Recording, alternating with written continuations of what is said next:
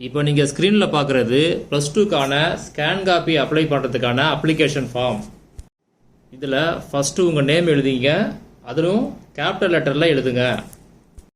Right side கார்னரில் உங்கள் exam role நம்பரை எழுதுங்க, அதாவது உங்கள் ஹால் டிக்கெட் இருக்கும் பார்த்தீங்களா, அந்த எக்ஸாம் ரோல் நம்பரை எழுதிக்கிங்க. அடுத்தது எந்தெந்த சப்ஜெக்ட்டுக்கு நீங்கள் அப்ளை பண்ண போகிறீங்களோ அந்த சப்ஜெக்ட்டு மட்டும் சப்ஜெக்ட் கோடு எழுதுங்க. எந்தெந்த சப்ஜெக்ட் எழுத போகிறீங்களோ அந்தந்த சப்ஜெக்ட்டுக்கு மட்டும் அந்த பாக்ஸில் டிக் பண்ணிக்கிங்க.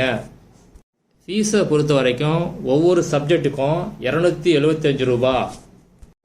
கீழே டோட்டல் அமௌண்ட் போட்டுங்க. அடுத்தது கீழே உள்ள பாக்ஸில் டோட்டல் நம்பர் ஆஃப் சப்ஜெக்ட், அதாவது எத்தனை ஸ்கேன் காப்பிக்கு எத்தனை சப்ஜெக்ட்டுக்கு நீங்கள் அப்ளை பண்ண போகிறீங்களோ அந்த நம்பரு அதில் எழுதிடுங்க. அடுத்தது இன்ஸ்ட்ரக்ஷன் கொடுத்துருக்காங்க. அதில் முதல் பாயிண்ட் என்ன கொடுத்துருக்காங்க அப்படின்னா, ஸ்கேன் காப்பி அப்ளை பண்ணி அந்த அப்ளிகேஷனை கொடுத்தவங்க மட்டும்தான் ரீவேல்யூஷன் ரீடோட்டலிங் அப்ளை பண்ண முடியும். ரெண்டாவது பாயிண்ட் என்ன சொல்லியிருக்காங்க அப்படின்னா, ஸ்கேன் காப்பியை நீங்கள் ஆன்லைனில் தான் டவுன்லோட் பண்ணிக்க முடியும்.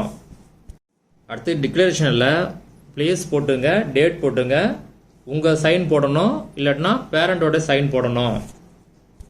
கடைசியாக நோட்டில் என்ன கொடுத்துருக்காங்க அப்படின்னா, இந்த ஃபில் பண்ண அப்ளிகேஷனை என்னைக்கு சப்மிட் பண்ணணும் அப்படின்னு கொடுத்துருக்காங்க. அதாவது என்னைக்குன்னா 13/5/2025 17/5/2025 அதுக்குள்ளே சப்மிட் பண்ண சொல்லியிருக்காங்க. டைம் வந்து மார்னிங் 11 to ஈவினிங் 5 PM. அது மட்டும் இல்லாமல் ஃபீஸை வந்து நீங்கள் கேஷாக தான் பே பண்ண முடியும்.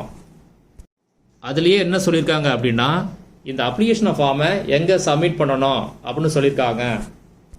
இந்த வருஷம் ஸ்கூலில் படித்து எக்ஸாம் எழுதுனவங்க எங்கே சப்மிட் பண்ணணும் அப்படின்னா, நீங்கள் படித்த ஸ்கூலில் சப்மிட் பண்ணணும். ப்ரைவேட் அரியர் கேண்டிடேட் இவங்க எங்கே சப்மிட் பண்ணணும் அப்படின்னா, நீங்கள் எங்கே எக்ஸாம் எழுதுனீங்களோ அந்த எக்ஸாம் சென்டரில் சப்மிட் பண்ணணும். இந்த அப்ளிகேஷனோட லிங்கை வீடியோ டிஸ்கிரிப்ஷனில் கொடுத்துருக்கேன், ஒரு தடவை செக் பண்ணி பார்த்துங்க.